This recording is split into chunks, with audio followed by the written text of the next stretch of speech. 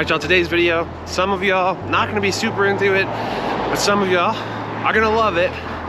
See what I did there? Sorry, that's stupid. Today's video is a virtual tour of Loveland, Colorado. Again, gonna be for some people, not gonna be for other people. Right now I'm in downtown Loveland, super cute. Check out all like the stores and I don't know, really cute. Train just went by. We'll get to that. Let's dive in.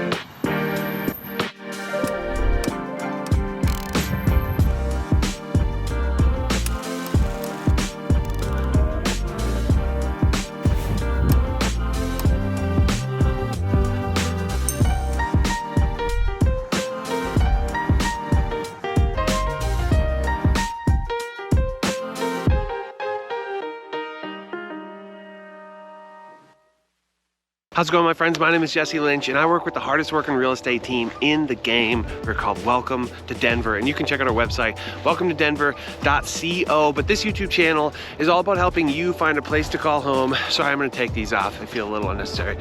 All about helping you find a place to call home here in the beautiful Denver. Today is Loveland, the Front Range of Colorado, and that's whether you're buying a house for the first time or you're relocating here from a different city, state, country, or planet, potentially even universe. First-time home buyers and relocations, that's what we do, and that's what we do better than anybody else. So if either of those two things appeal to you, do us both a favor, subscribe to the channel, click the bell to get notified every time we put these videos out. And while you're at it, I would appreciate it very much if you'd give the video a thumbs up and leave a comment of any sort in the comment section. That engagement is very helpful, not only to this video, not only to the channel, but other folks who are thinking about moving here or are buying a home for the first time, right? So I would appreciate that very, very much. And if you are one of those people who are thinking about moving here, thinking about buying a house here for the first time, then I would like to recommend, offer that you get a hold of us, and we will crush it for you. We'll make the process as easy as possible on you. You can go to our website, welcometodenver.co. We have a contact form there. You can fill it out. It'll take 30 seconds. Or you can shoot us an email directly to info@welcometodenver.co. They both lead to the same inbox. So it's completely up to you how you do it. It's your life, you know, do what you want. Today's video, we're talking about Loveland, Colorado. This is special request because we have some people who are interested in the area, and yeah, a lot of people are into it. It's got a lot of stuff going to it. It's a suburb of Fort Collins, and I don't know, should we just jump into it? Let's jump into it. And you know what? It is bright enough to wear these. So let's go.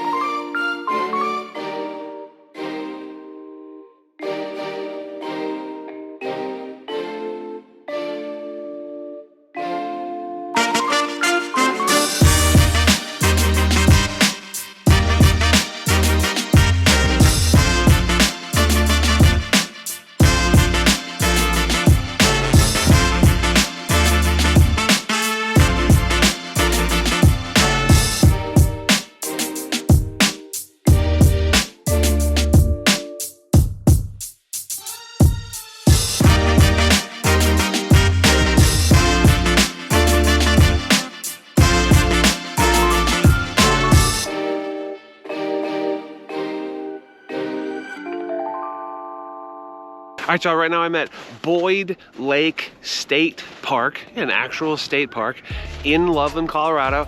It has some really, really beautiful views of like Long's Peak. This lake is huge, like one of the bigger lakes in Colorado that is, you know, accessible from the Front Range. And yeah, this state park, beautiful, very, very well maintained. Has tons of stuff to do. It's probably one of the best like water sporting lakes, if that makes sense. So boating, water skiing, jet skiing, wakeboarding, that kind of stuff. But also like right now there's an ice fisherman out there, and yeah, it's got tons of stuff. Fishing, obviously, that seems pretty obvious, but yeah, big, huge park, huge amount of like walking, running, biking paths. I don't know how much, but it is a ton. And just a very nice spot. So seemed like a good spot to kind of talk through some details about Loveland. And like I said at the beginning, Loveland is not going to be for everybody for a few reasons, but geography is probably the biggest one. So Loveland is maybe 50 to 60 minutes from the Denver International Airport. It's obviously, Loveland is actually like a southern suburb, kind of Fort Collins, right? And Fort Collins is considerably north of Denver proper, maybe about an hour or so, and then maybe a little more than that. Loveland itself is maybe 55 minutes to an hour to downtown Denver. Not exactly convenient to downtown Denver, but we help a bunch of people. For one, we have people who are specifically interested in this area. They're interested in Fort Collins. They're interested in Longmont, which we also have a video on already.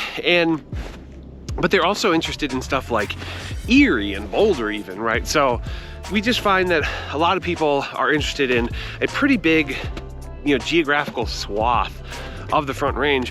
And a lot of that is a metric of people being able to work from home, So also, like when you're in central Loveland, you're maybe 25 minutes to downtown Fort Collins, right? So, and a lot of people, there's work in Fort Collins, and a lot of people like that is sort of their hub, and Denver is just like somewhere they would go to every so often. You're also, let's say 45 minutes to downtown Boulder when you're in central Loveland. So it's the kind of situation where maybe you're a couple and one of you works in Boulder and one of you works in Fort Collins, then Loveland could be a pretty good spot, a pretty good sort of in between while still having easy enough access to, Denver. An hour, you're not gonna wanna go there every day, maybe once a week, maybe that's tolerable, maybe not even, right? But to go to sort of cultural events and such, then yeah, you're not that far. Loveland is actually pretty big. It's the 14th largest city in the state, with a population of like 81,000 or so. Fun fact, I am not yet onto the ice. Like, I'm getting there, but yeah, I'm not there yet. So if you're like, is he just walking on the ice? No, not yet. This is just a lot of sand before getting to the water. And the water levels are gonna be pretty low right now. And geographically speaking, like I said, you're maybe 25 minutes south of Fort Collins, and Fort Collins is the, bordering city. So just to the north of Loveland is Fort Collins. To the east, more or less, is Johnstown, but it gets a little weird. It gets like unincorporated over there. To the south is Campton, and then to the west is just like Larimer County. A fun fact about Loveland is it's also one of the sort of main like arteries to get to Estes Park, to get to Rocky Mountain National Park, which is beautiful. I was actually literally just there before I shot this video, and it was awesome. I went to a show at the Stanley Hotel, a band called Murdered by Death, and which isn't what it sounds like. It sounds like a metal band. It's not a metal band. But yeah, super cool. Stanley Hotel, beautiful. Rocky Mountain National Park, absolutely beautiful, of course. If you haven't seen that, you definitely should. It's also very cool in the winter. So if you happen to come here in the winter, you can hike in the winter, or you can just drive it, and it's beautiful. A lot of really cool views.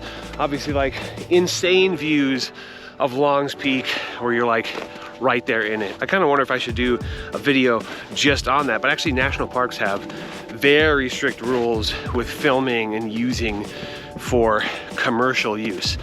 So potentially I wouldn't be able to do that. I certainly wouldn't be able to fly drone there.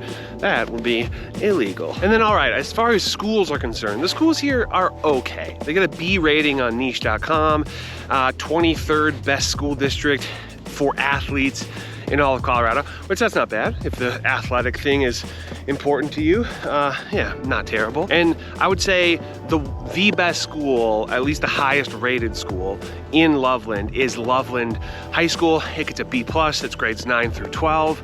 And that mostly is served by the northern portion. You do have plenty of like pretty good schools here, right? So Loveland High School is the best with a B+, but like Thompson Valley High School, Mountain View High School get a B. So it's not that much of a difference. And then as far as middle schools are concerned, Irwin Middle School, Bill Reed Middle School, both get B-. Walt Clark Middle School, Conrad Ball Middle School gets C+. And actually the highest rated school in kind of the whole area is an elementary school. It's Beacon Elementary School. It gets an A-. And then there are, you know, plenty of B+ range elementary schools as well. Elementary schools always serve like smaller portions of, you know, geographic portions. So if good schools are, you know, a main priority, I would just say, just be cautious because they're not all super good. But that said, it's hard to find like a bad school in Loveland. Like there's really nothing below a C+ as far as I could tell. Maybe there is some, but there's a lot of choices that are higher than that. So yeah, as far as housing is concerned, that's gonna be a pretty big sort of attractor for a lot of people to this area because median home price is $460,000, right? Which compared to the Denver metro is quite good. Denver metro's $650, give or take, and so $460 is considerably lower than that. And you just get a lot of house for your money here because it's just generally cheaper. But again, it's pretty far away, so that's fairly common. Once you get a little bit outside of a major metropolitan area, stuff tends to get a little bit cheaper unless you're getting into some like random luxury area like, I don't know, Vail or Aspen or something like that. And that said, Loveland is a huge area, right? And so there is a very wide variety of housing stock, very wide. The cheapest house on the market right now is like $180,000, which I'm pretty confident, I don't know this for sure, it's gonna be a tear down. You know, it's not exactly gonna be like ready to move in. So, but that is the cheapest single family home on the market right now. The most expensive is 11.5 million. You know, there's a lot of land out here. There are some incredible views. So, you know, sort of the opportunity for an epic home is here, or even a ranch, you know. It's a big area and yeah, these views, super cool. So I can see why people would go, all right, I'm just gonna set up shop there. I'm gonna get so much house, so much land for my money compared to being somewhere like Cherry Hills Village or something like that where you want sort of an equestrian ranch, but median home price is $3 million. So yeah, you know, and then I feel like Loveland is almost like its own little city. I mean, it is, but it's a suburb of Fort Collins, but it almost just has sort of its own ecosystem where it doesn't feel super suburban. It has that very cute little downtown area, and yeah, you could never leave Loveland and have everything you ever need, you know? It's that kind of place. And because of that, you're gonna have you have that diverse housing stock, you know, so huge range in home prices. And then also you have a fair amount of renters, which is 36% of the people who live here rent and don't own. So, but it's big. So that doesn't surprise me. Extra thing I possibly could have done. All right, but why don't we take a drive, show you around a little bit more. Let's get after it.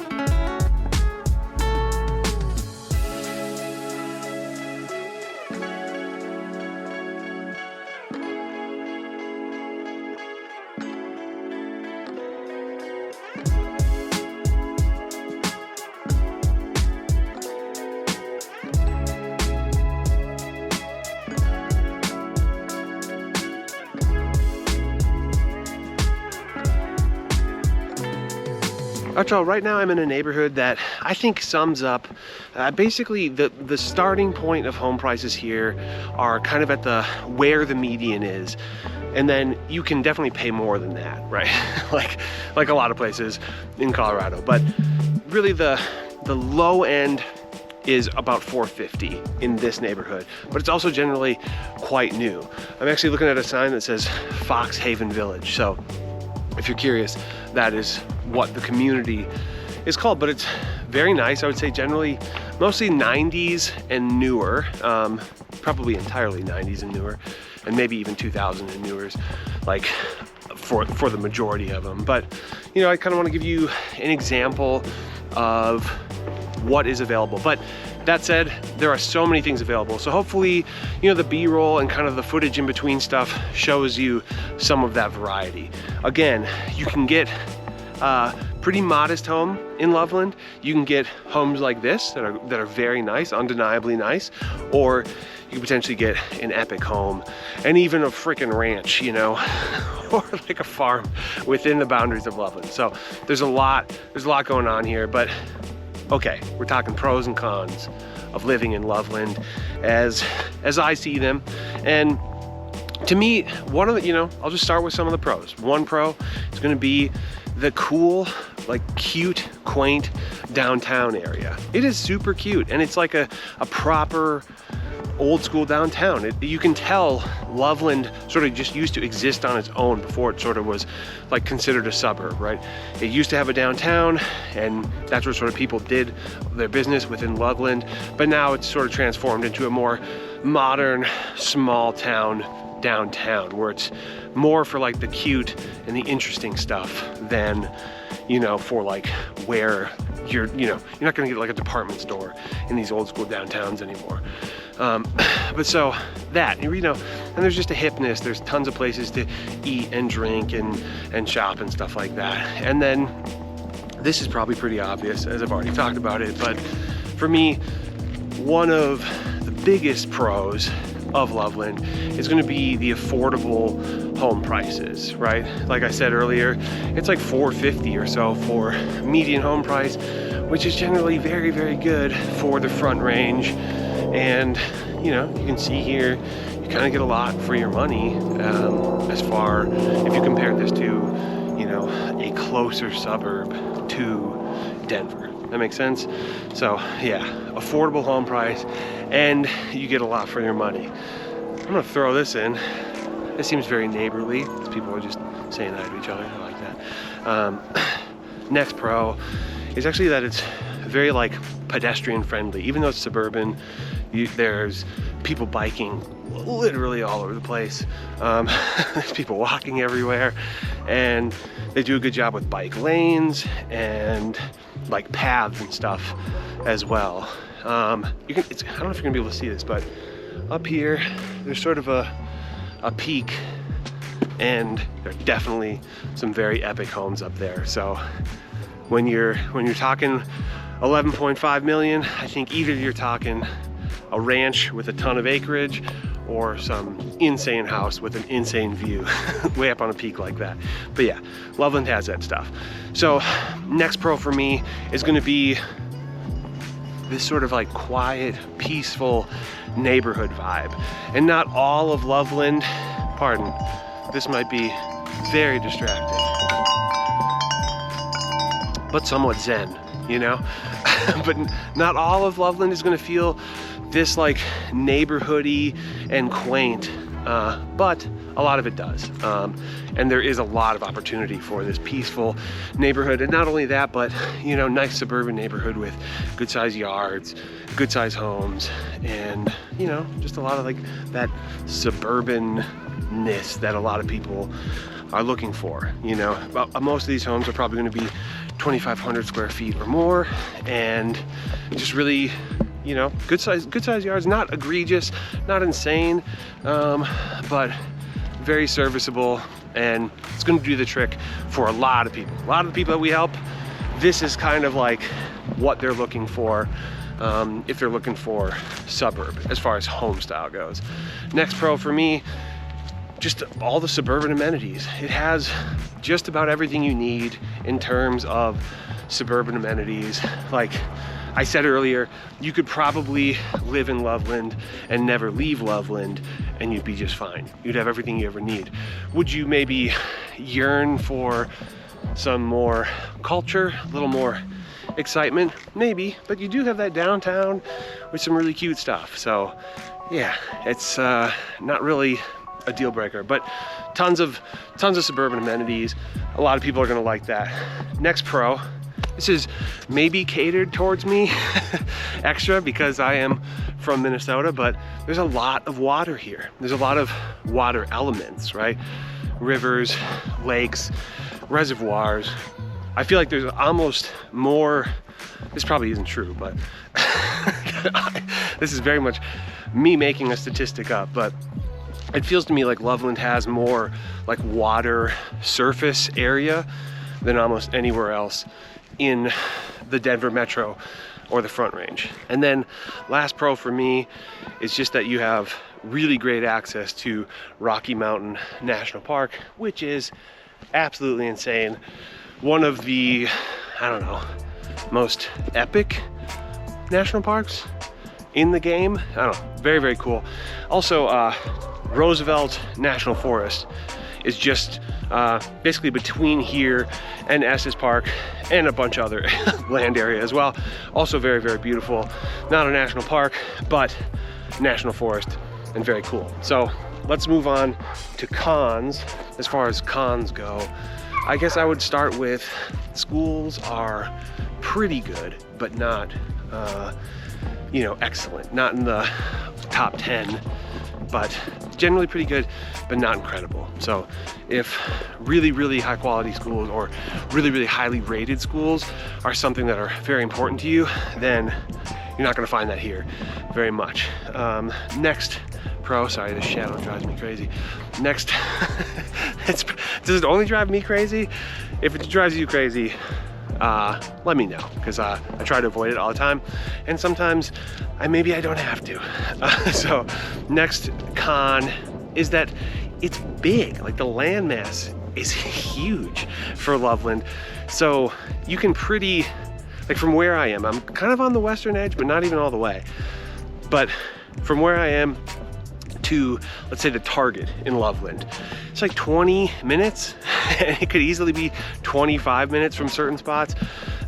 So it's just kind of spread out, which on the one hand, you know, lets you have fairly large neighborhoods with large yards and all that, and lets you have 81,000 people in a suburb. So, you know, maybe it has to be large, but and then maybe beyond that would be that the amenities can be far away. So even if I just strip it down to that, like, it's just not just that it's big, but that, you know, the things that you need access to or want access to can just be a little bit of a hike, which can be, you know, I'd say that's undeniably a con, but, you know, not a big enough con for people to not want to move somewhere, you know. Next con for me, this is something that I dealt with today as I was shooting this, is in the downtown area, parking on the weekends can be a little bit of a drag, you know. I had to drive around quite a bit to find a good spot to park. Not the end of the world though, you know.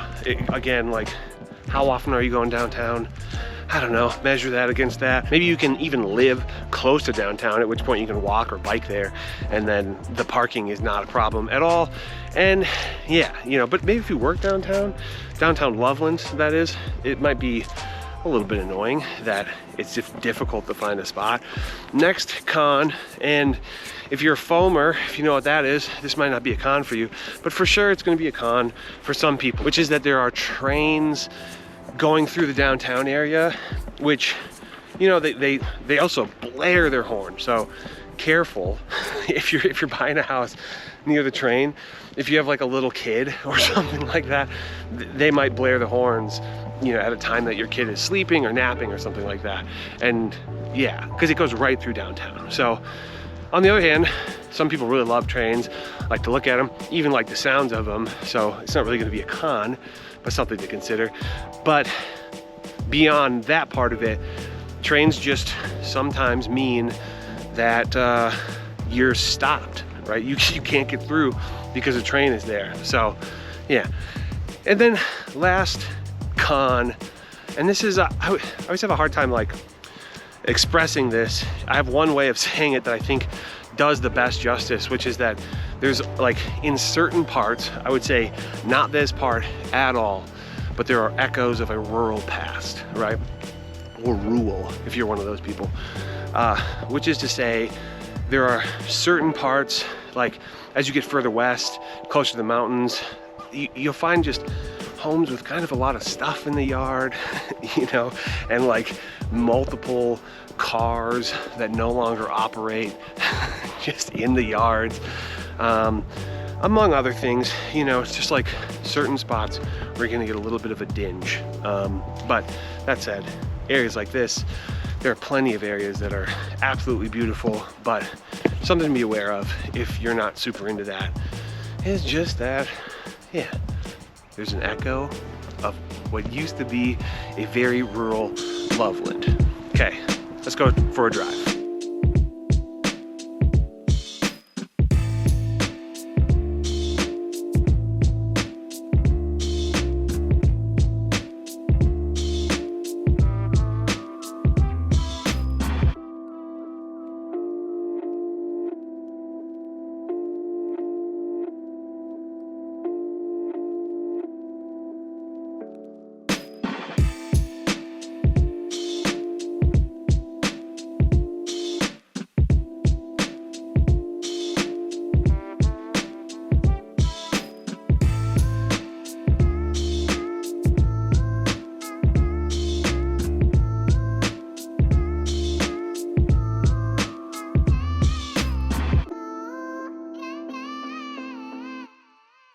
All right, y'all, fair warning, where I'm going is closed. There's a park ranger.